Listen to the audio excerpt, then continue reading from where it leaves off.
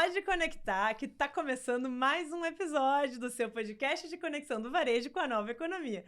Eu sou Letícia Guedra, aqui do Connector Hub do Cindy Lojas, e mais uma vez um grande prazer estar começando um episódio aqui para a gente falar de conteúdos que são pertinentes para você que nos acompanha e está sempre com a gente construindo esse conhecimento.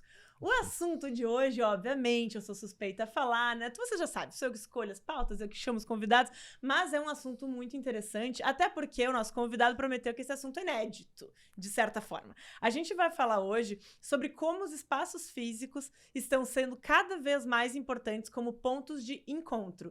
E veja bem, isso serve tanto para o varejo, nosso querido varejo, quanto para os hubs, nossos queridos hubs, e todo o potencial estratégico que ambientes têm para gerar encontros que geram valor para nossa audiência. E quem vai falar com a gente sobre isso? Eu já te conto depois da vinheta.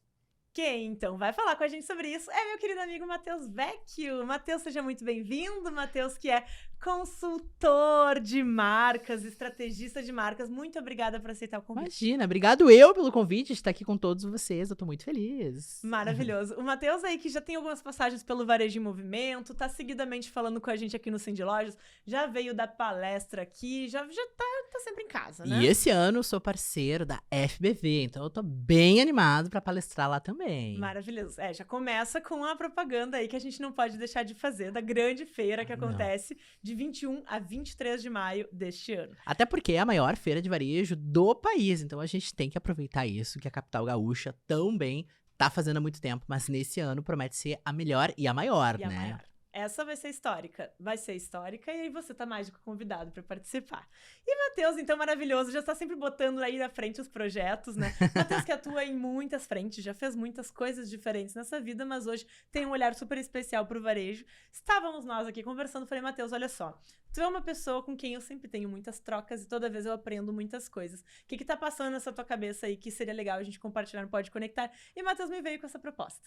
Vamos falar sobre uma coisa que eu ainda não falei em lugar nenhum, então aí veio o ineditismo que eu comentei pra vocês, sobre como a gente estava tratando as coisas como ponto de venda e cada vez mais a gente vai passar de falar de PDV para PDE.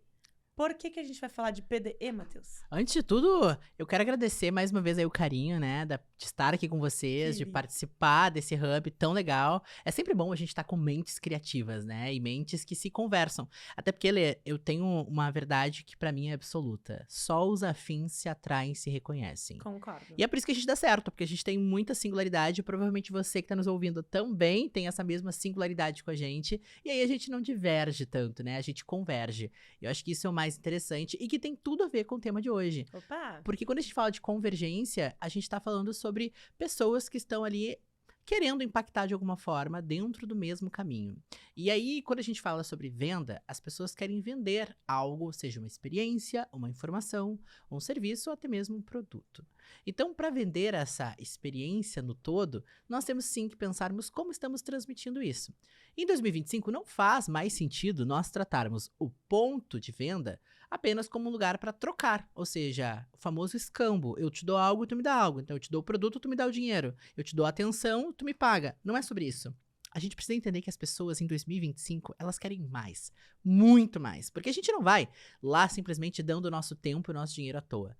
A gente quer realmente ter algo em troca que tenha propósito. E a palavra propósito, ela tem muito a ver com pertencimento. Porque as pessoas querem pertencer a algo. E é aí que, diante dos artigos, diante de muito conteúdo envolvente, eu tenho trazido essa perspectiva, que eu ainda não tinha comentado em nenhum podcast. Inédito no Pode Conectar. Exato, mas que ao mesmo tempo também tem uma simbiose com coisas que, claro, eu já venho atuando há bastante tempo no mercado, são mais de 13 anos, né, ajudando marcas a contarem suas histórias. Então, a gente vive isso na prática há muito tempo, mas não era dado nome para isso. E eu tenho entendido que o mercado ele precisa de profissionais que queiram criar este pertencimento. Portanto, o famoso PDV, ponto de venda ou poder de venda, se assim preferir chamar, não mais pode ser tratado apenas como algo intrínseco à venda, mas sim a encontro. Porque a grande dúvida pós-pandemia, né? Será que as pessoas vão continuar na loja? Será que a gente só vai vender digital? Bom, A pandemia passou, nós entendemos que as lojas continuaram abertas, nós estamos aqui, e esse movimento todo, ele precisa ser pensado estrategicamente. É por isso que eu quero te convidar a tratar o teu espaço de venda como um ponto de encontro, porque as pessoas querem se encontrar, elas querem ser recebidas, elas querem se divertir, e mais do que isso tudo, elas querem sair encantadas. E essa tática do encantamento, algumas redes já estão mais atentas, ou pensam estar, mas a gente sempre tem que se perguntar, como é que eu gostaria de estar vivendo essa experiência? Lembrando sempre que por mais que a opinião seja particular, ela tem que ser sensível ao ponto de entender como o outro também vai querer viver essa experiência. E já que a gente está falando de experiência, a gente não precisa só tratar sobre um espaço físico, como uma loja, um restaurante, ou até mesmo um espaço de dança, como uma boate. A gente tem que pensar um pouco mais além. Vamos falar de corrida? As pessoas agora, cada vez mais os grupos de corrida têm se tornado grandes comunidades. E os pontos de encontro dessas corridas são pontos importantes. Aliás, tem uma marca que está produzindo aí no país inteiro, né? Uma propaganda de usar uma meia azul para chamar o encontro romântico dentro dessa tática de corrida. Isso não é um ponto de encontro? Então a gente tem que entender que os pontos de encontro, eles estão suscetíveis a todo e qualquer aspecto comercializável. Seja de informação, eu repito, de venda, de serviços ou até mesmo de produtos físicos. A gente precisa entender que as pessoas, elas estão comercializando esses espaços. Só que eles não devem ser apenas autopromotivos, mas sim focadas aí nesse envolvimento de trocas que é o encontro. Faz sentido pra ti? Faz muito sentido, até porque, como eu falei, assim, né, a gente tava falando um pouquinho sobre isso aqui nos nossos bastidores. Pouquinho não, né? A gente falou sobre bastante coisa entre esses tópicos, mas o que bate muito pra mim é essa perspectiva que eu acho que é semelhante ao varejo, como a gente faz, né, aqui a ponte direta, o ponto de encontro, mas é também aos hubs, os espaços em que a gente tem falado muito em formação de comunidade. As pessoas querem pertencer. Né? As pessoas querem estar próximas de marcas que as identifiquem, que as representam, né? E a gente sempre falou sobre isso, a identidade que as marcas atribuem, né? O caso, né, por exemplo, marcas muito icônicas como Harley Davidson, que vende um estilo de vida, né? Até antigamente, enfim, até as marcas de cigarro promoviam isso. Exato. Enfim. Então, assim, a gente vendo que isso cada vez mais se estende, inclusive para o pequeno varejo, inclusive para uma empresa que é uma prestadora de serviço, inclusive para, daqui a pouco, um profissional que pode ser um profissional autônomo, né? Ou como tu bem falou, um clube de corrida, né? Então, assim, a gente percebe que essa lógica, ela se estende para todos os outros pontos em que, de alguma forma, o relacionamento se tornou primordial, que eu diria quase tudo, né? Exato. A gente tem aprendido cada vez mais que fazer negócio é fazer relacionamento. É isso. Então, fazer negócio no teu espaço é permitir que as pessoas venham se encontrar. É mais ou menos isso? É total isso, até porque, pensem comigo, ninguém sai de casa querendo voltar com aquela ideia, aquela imagem fictícia de 50 sacolas debaixo do braço andando pelo shopping, por exemplo, ou andando pela rua. Isso não faz mais sentido com a economia que a gente vive no mundo, não só no Brasil, não faz sentido com a própria sustentabilidade de qualquer tipo de consumo que venha a ter, porque ele exacerbado, ele deixa de fazer sentido e aí, de novo, perdemos o pertencimento. Então, quando a gente pensa nessa lógica toda, a gente precisa realmente entender que, por mais compulsiva que possa ser a ação, ela é, sim, entendida como um investimento e não como gasto. E daí a gente falando de economia, tá falando de resultado. E as pessoas, elas querem ter aquilo como um bom resultado, algo que traga retorno. E relacionamento é a chave para isso, porque ninguém vende nada, nenhuma ideia, se não tiver um vínculo emocional com o outro. É interessante a gente entender que o processo memorial, Lê, assim, né? É legal de falar isso até tecnicamente, a forma como a nossa memória se forma, ele vem do nosso cérebro, que tem um nome científico de encéfalo. Então, o encéfalo da gente, o nosso cérebro, ele registra, diante do processo neural, toda e qualquer memória por conta das emoções. E o que emoção tem a ver com o relacionamento, Matheus? Bom, tem tudo a ver. Porque quando a gente fala sobre o processo emocional, a gente está falando sobre como as pessoas se conectam com as outras. E aí eu começo a perguntar, que tipo de marca, que tipo de memória, se tu preferir te perguntar, tu tem deixado nas pessoas? Como é que elas lembram daquilo que tu marca nelas? Porque é a partir dessa perspectiva que nós começamos a entender que todas as pessoas estão conectadas. E se elas estão conectadas com o mesmo propósito, comigo, elas estão realmente querendo algo, querendo pertencer, querendo se sentir envolvidas. E aí que entra a experiência. Portanto, o ponto de venda se torna um ponto de experiência, né? Que é esse ponto de encontro. Esse ponto de encontro, ele tem que ter esse movimento conectivo, integrador, porque não faz mais sentido em 2025 a gente ir para um lugar e não ter essa vivência. A gente tem visto aí nas grandes feiras globais, a própria NRF trouxe isso muito forte para todo mundo que trabalha com vendas, e aí não só para o varejo. As pessoas precisam pensar em como vão envolver as outras. E aí, de novo, a gente expande isso além do leque profissional.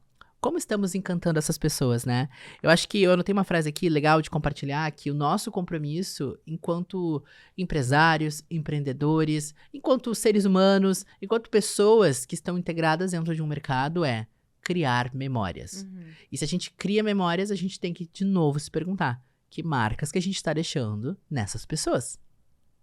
Fica até meio profundo, né? Tem um senso quase poético por trás, mas na verdade ele é altamente objetivo. Porque o que a gente está falando aqui é sobre como movimentar esse processo de encantamento que é a venda. Perfeito. Eu fiquei pensando essa questão que tu trouxe, assim, né? Até antes a gente estava comentando, tu trouxe isso também, assim, até por a visão de que hoje a economia, ela fica, às vezes, de certa forma, apertada, né? A vida, ela fica cada vez mais cara, as pessoas diminuem cada vez mais aquela margem de tu gastar o dinheiro por gastar. Não faz né? sentido. Então, assim, a compra por impulso, cada vez mais, ela vai deixar de ocorrer, né? E se a gente for pensar, até em termos de história, né? De publicidade mesmo, assim, a forma como se fazia antigamente, que era praticamente só uma única via de comunicação, né? Então, o que se comunicava, as pessoas tinham pouquíssimas formas de interagir com as marcas, existia quase uma... Eu tinha uma professora que ela falava que a comunicação naquela época era quase intravenosa, assim. O que tu botava na pessoa, ela comprava, porque para ela aquilo era verdade,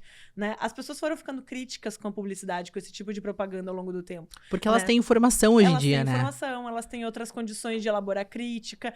Tanto é que agora as pessoas já não querem mais, assim... Elas não se sentem mais totalmente impactadas por aquele tipo de propaganda. Compre agora, é sua última oportunidade, né? O desespero da compra, assim, deu a louca no gerente, vamos comprar. Claro que desconto é uma coisa, desconto sempre chama. Sim. Né? Mas, assim, a compra quase em que tu, assim, só compra, tu não tá criando relacionamento com esse cliente, dificilmente ele se torna realmente o teu público. Geralmente ele não vai pra tua loja para o encontro, como a gente tá sugerindo, né? E como é que assim, a gente pensa, assim, num lojista, como é que ele pode pensar o seu ponto? Qual a diferença de ele olhar pra sua loja como um ponto de venda e um ponto de encontro? Bom, a primeira dica pra vocês aí que estão nos ouvindo, já pega um caderninho, já começa a anotar, é realmente entender como esse teu fluxo digital.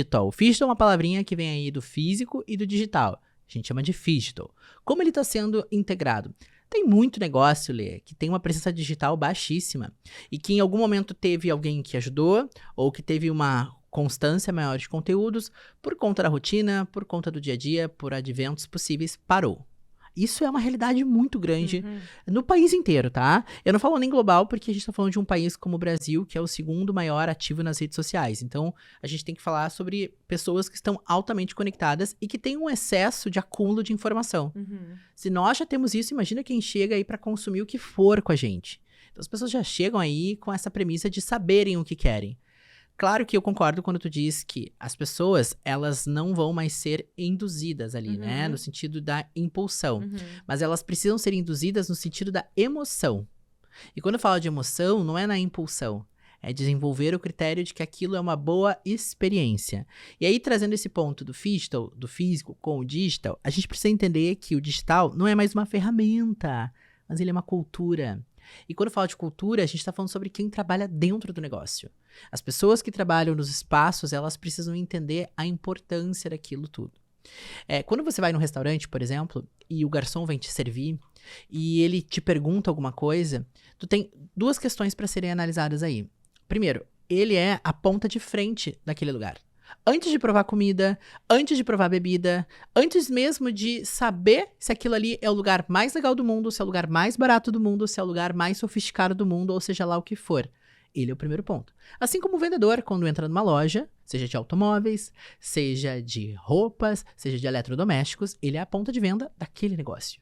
Então, se essa pessoa, na ponta de entrada, não sabe desenvolver a experiência daquele lugar, como é que a marca vai conseguir transmitir aquilo para o cliente? A gente entende que a importância do digital, do físico e do digital é manter essa mesma identidade em ambos. A gente tem cases como a Netshoes no país inteiro, que começou com 5 lojas, não deu certo, migrou pro digital, deu super certo, foi vendida. Agora eles vão abrir a primeira loja depois de 18 anos, vai ser um outlet lá em São Paulo, com esse movimento de trazer a boa experiência do digital, porque eles têm entendido a importância desse crossover, ou seja, tu vai cruzar o físico com o digital.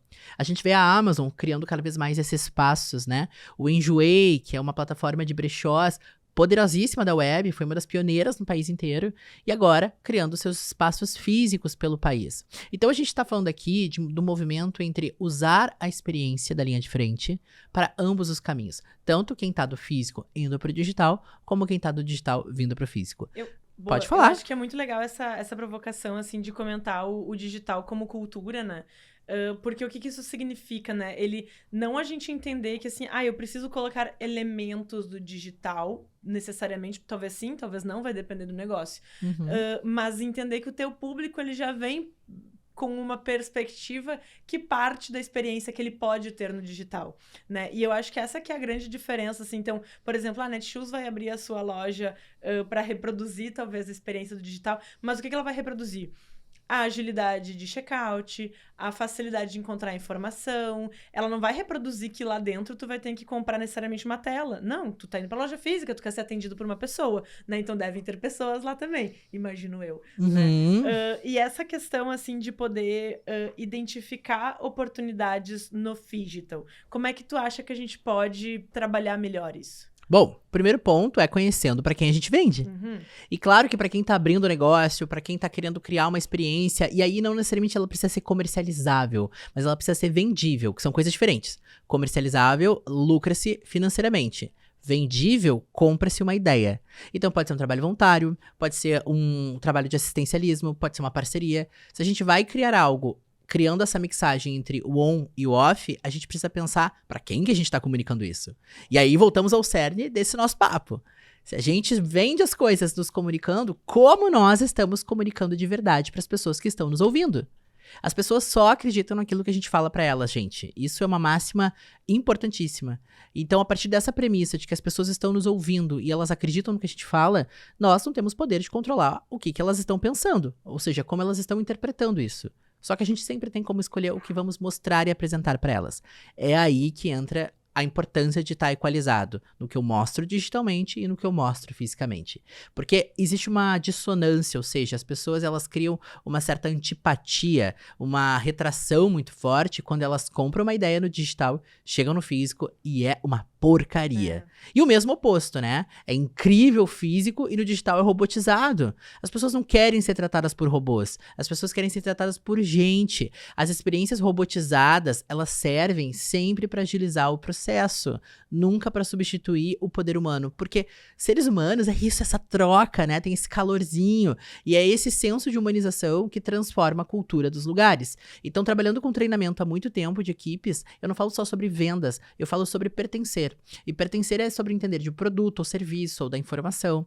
É entender sobre tendências, porque se tu não sabe dialogar com as pessoas, tu não sabe o que está acontecendo no entorno, além de tu também ser um ser humano mais limitado cognitivamente em termos culturais, tu é um ser humano que fica limitado a não conseguir absorver a troca com o teu cliente, porque se ele já chega preparado, como é que tu vai entregar algo para ele? Exatamente. Né? E esse pertencimento ele tem que ser acolhido e abraçado. Por quem? Por quem tá ali vendo e orientando, ou seja, chefiando quem tá na linha de frente. Porque não dá pra gente contratar as pessoas ou delegar funções para as pessoas e esperar que elas já saibam tudo.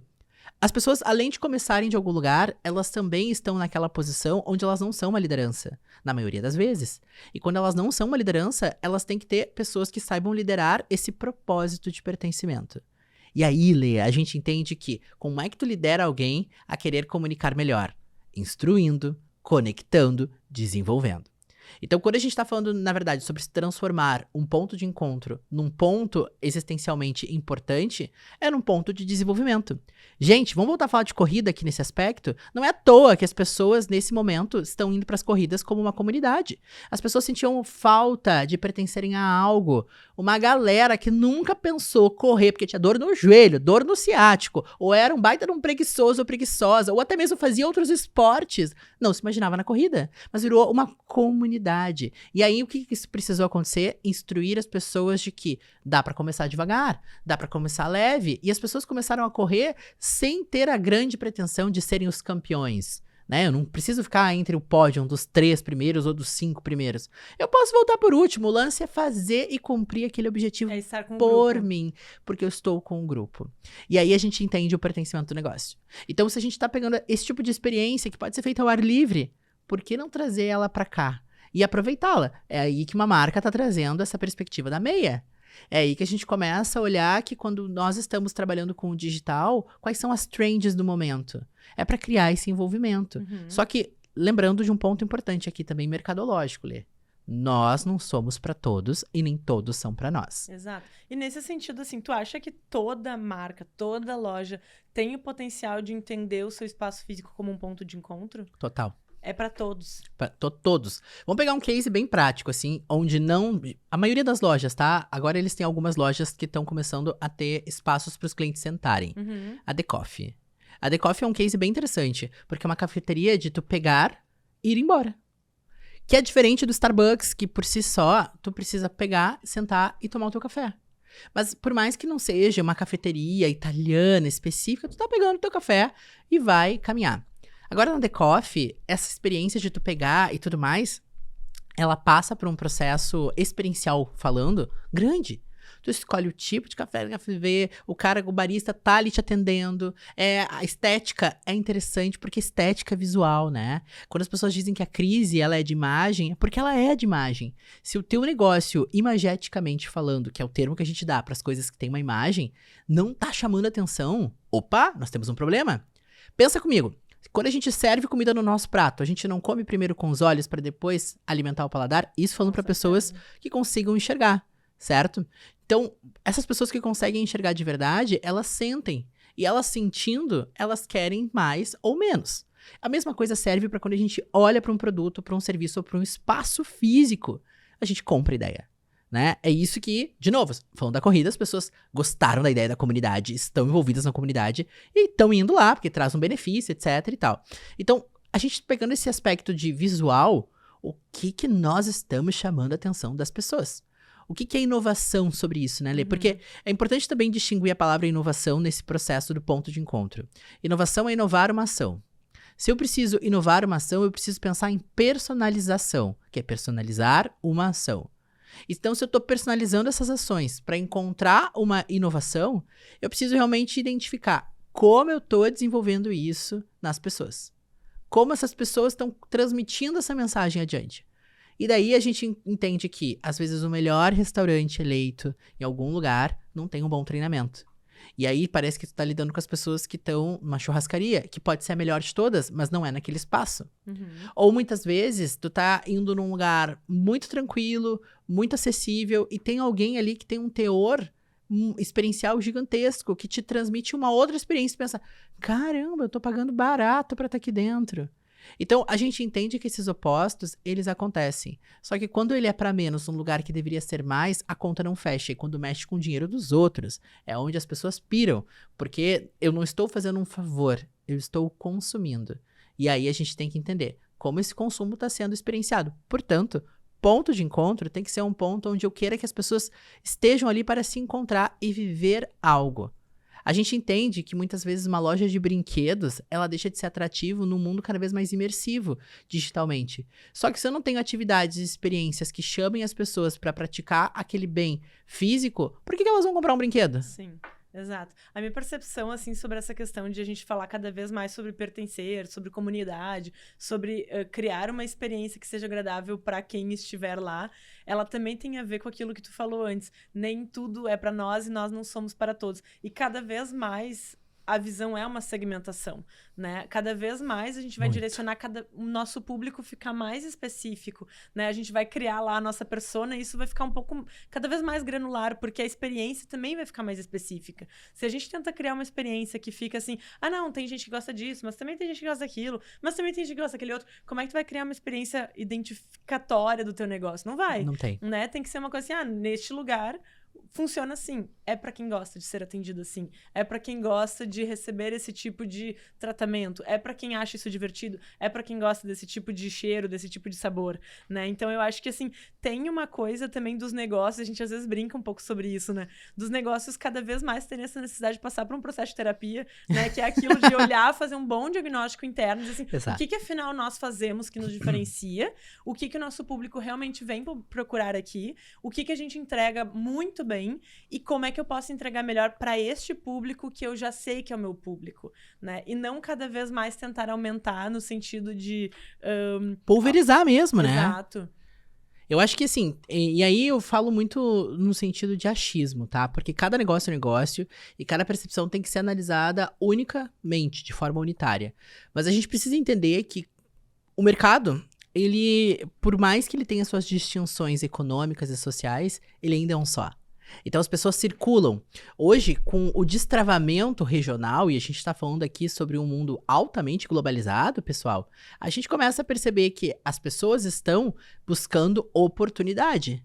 Seja aqui onde elas estão, seja em qualquer outro lugar do outro lado do mundo. E se não é tu quem está ofertando isso para ela, alguém vai ofertar, porque a tua concorrência ela não é mais direta, ela é altamente indireta. A gente começa a perceber que, por exemplo, o maior concorrente do Boticário hoje é a Cacau Show.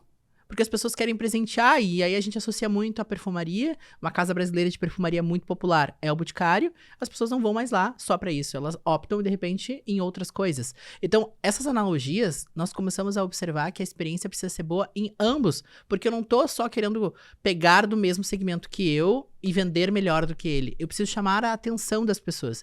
E no mundo cada vez mais imerso, né, em um excesso de informação, Lê, a gente já tem uma consciência de coisas que a gente aceita e não aceita, quer e não quer.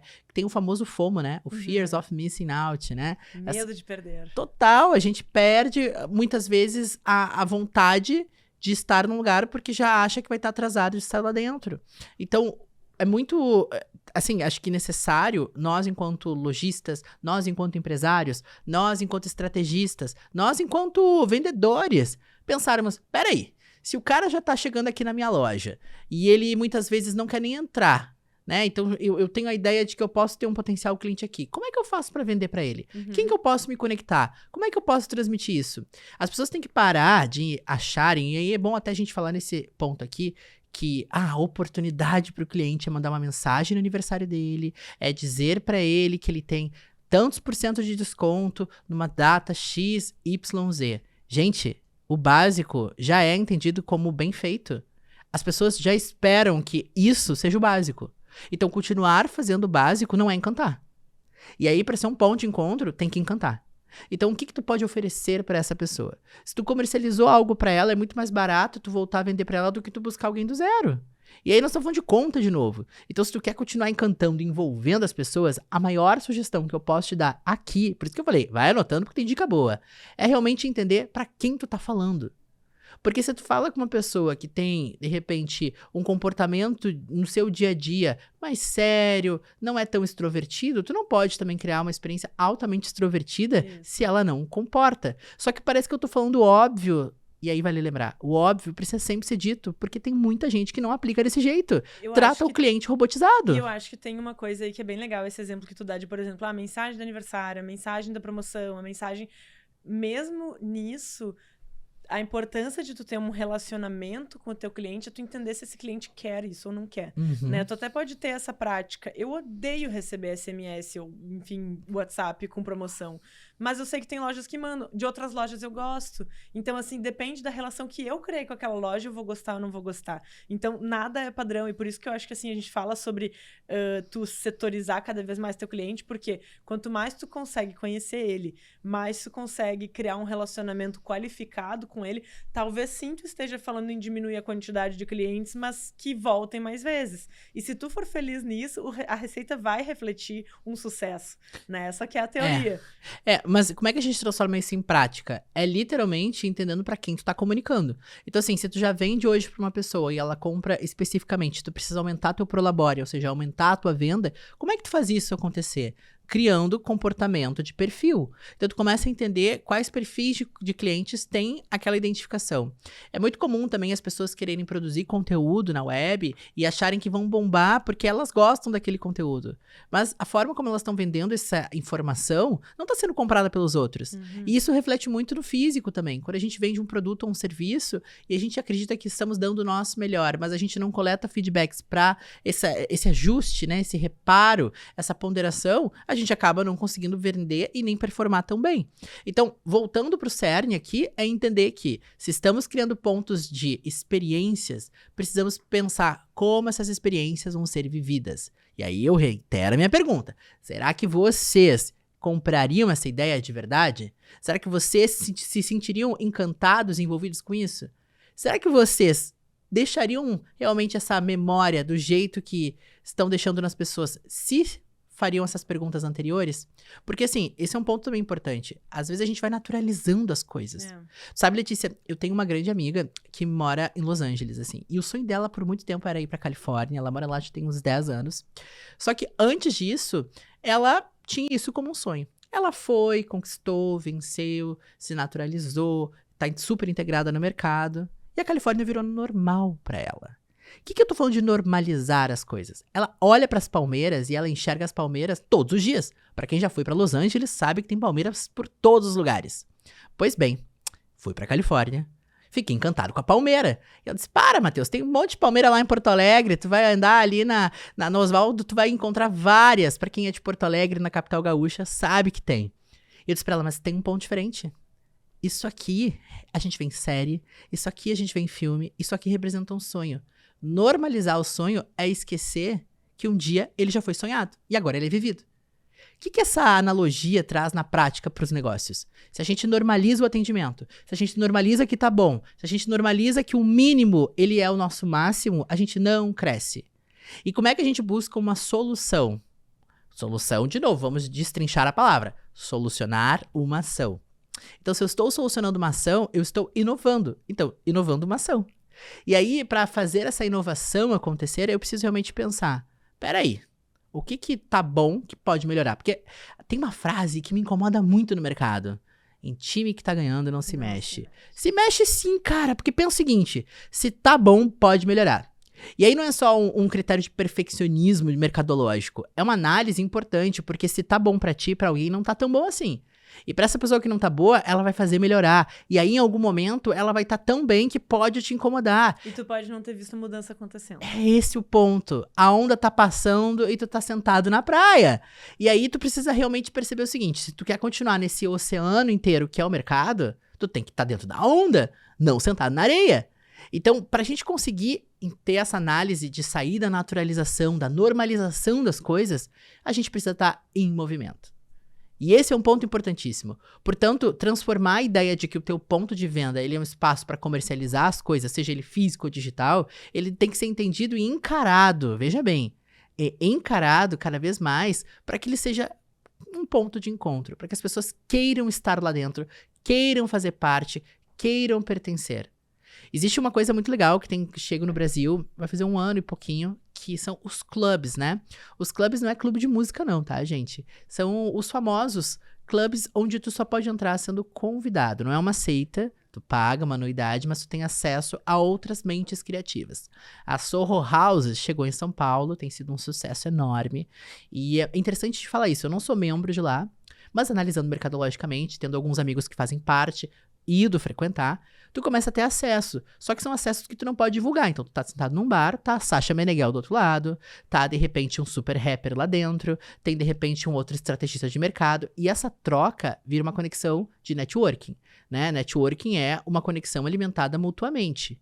Então, quando a gente começa a se conectar com esses caminhos, tu começa a perceber, opa, tem oportunidade. Então, o que a gente pega desses clubes que chegam cada vez mais de forma globalizada nos lugares? Precisamos trazer a experiência de encontro. Porque essas pessoas que podem ser celebridades ou grandes profissionais em algumas áreas, elas estão frequentando porque elas querem se conectar com aquele espaço.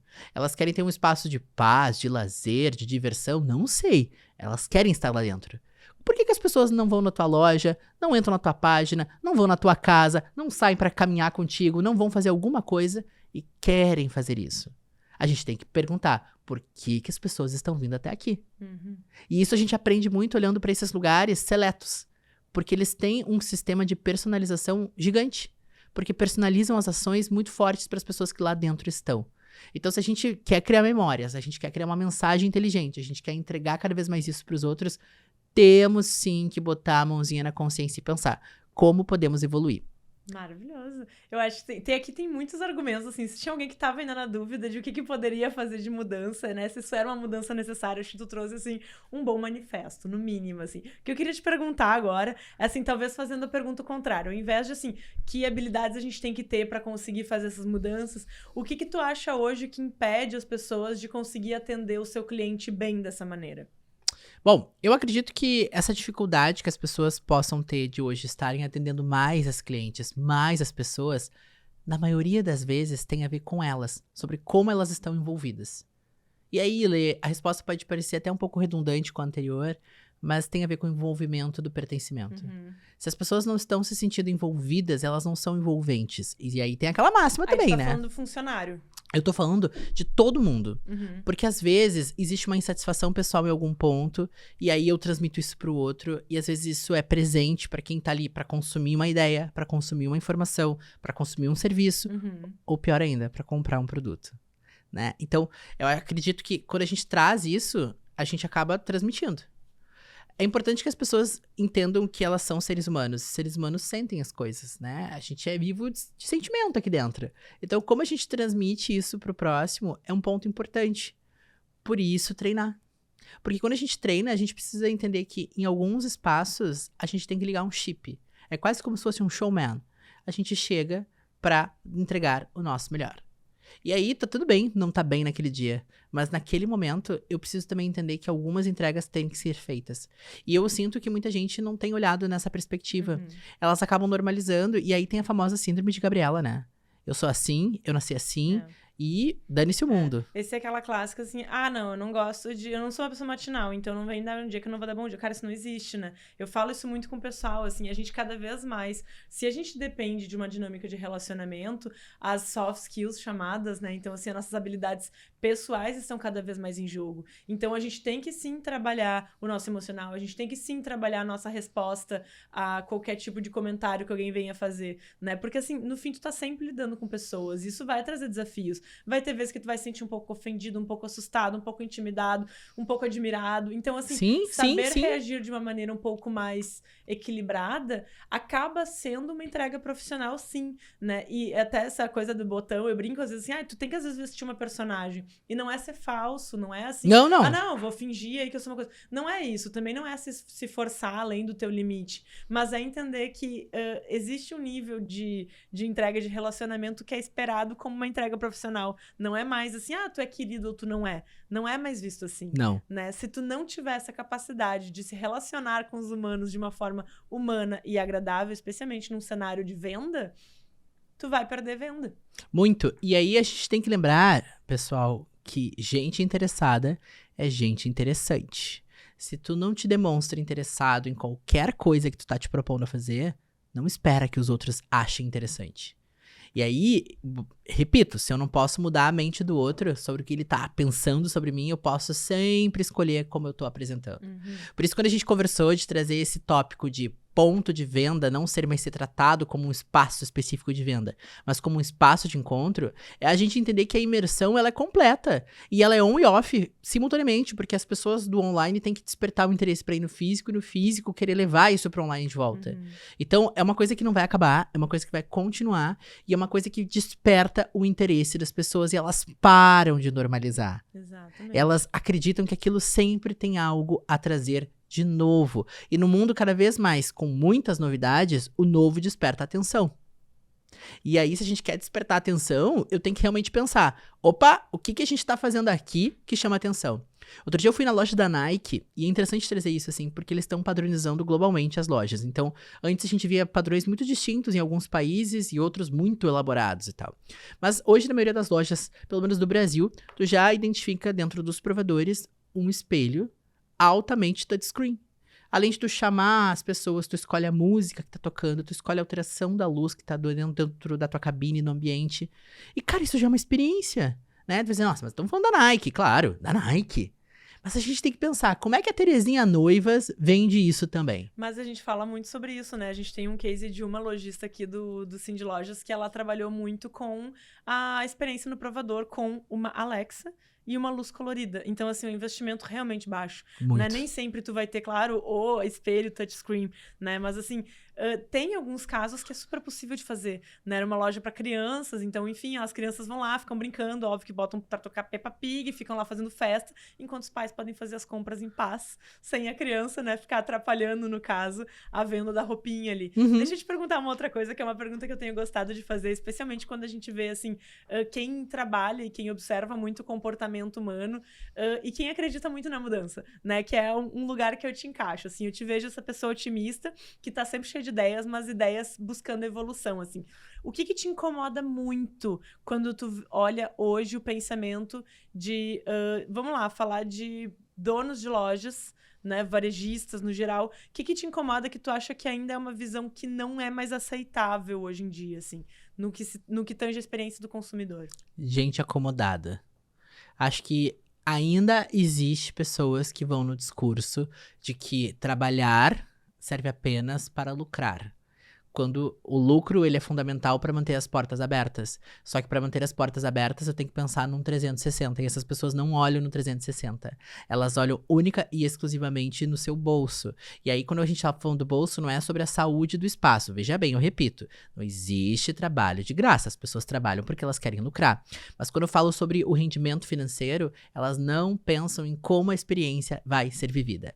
E daí elas não pensam que de repente uma boa vitrine pode ser um caminho. Elas não pensam que uma boa iluminação transforma todo o ambiente. Elas não pensam na organização, e às vezes são detalhes básicos, Lê. A limpeza de uma loja.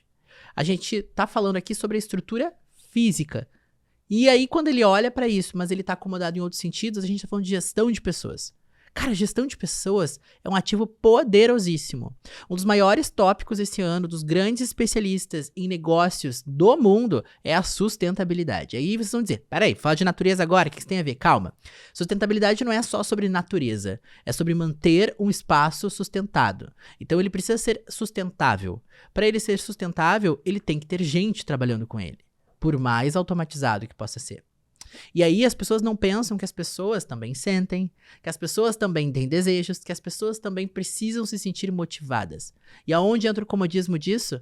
Não tá bom, eu troco. Não tá bom, eu troco. Só que é muito caro pra essa galera toda que pensa desse jeito, botar fora alguém sem desenvolvê-la. Ou pior, aceitar que tem alguém ruim e vou ficar com ele pra não gastar. Aí não desenvolve. Então isso é o que mais me incomoda. Pessoas acomodadas. E acomodadas com esse processo antigo. Porque, gente, aquela ideia de ser meio diabo veste Prada, eu mando e você tem que obedecer, faz muito sentido numa gestão de 1980.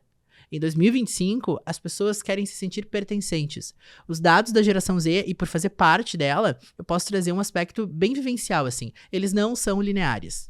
Não é porque hoje existe uma crise dentro do mercado, que as pessoas não querem estar dentro do mercado. Só que elas querem propósito. E aí a gente não pode associar isso só com os jovens. A gente está associando isso com o consumidor, a gente está associando isso com as lideranças, a gente está associando isso com a multigeneracionalidade, né? Então são as grandes gerações convivendo em conjunto. E aí isso causa um aspecto de repelimento muito forte, porque um espera que o outro muitas vezes tem que aceitar e entendê-lo, quando não há o esforço do outro lado. E aí, como é que isso se transforma na experiência, Lê? Principalmente quando as pessoas sentem que aquele não é um lugar estável. E estabilidade é conforto. E conforto, muitas vezes, precisa ser construído. Então, vejam bem, quando tá confortável, tem um outro viés, que é o viés do comodismo. O que eu tô falando não é do comodismo, eu tô falando sobre essa coisa do movimento. Quando entra no conforto do comodismo, é porque as pessoas estão estagnadas. E a estagnação atrasa, a estagnação não traz mais resultados, porque se hoje já entrega resultado desse jeito, podia estar entregando muito mais. Então a gente tem que lembrar desse propósito, desse movimento e dessa forma como a gente está atuando em conjunto. Porque, de novo, as pessoas já chegam tendo informação. Elas não estão no momento onde a informação chegava atrasada para elas. Isso é tão único para vocês refletirem que quem trabalha, por exemplo, com moda, por muito tempo, esperava-se uma coleção ser lançada e 6 meses depois chegava nas lojas.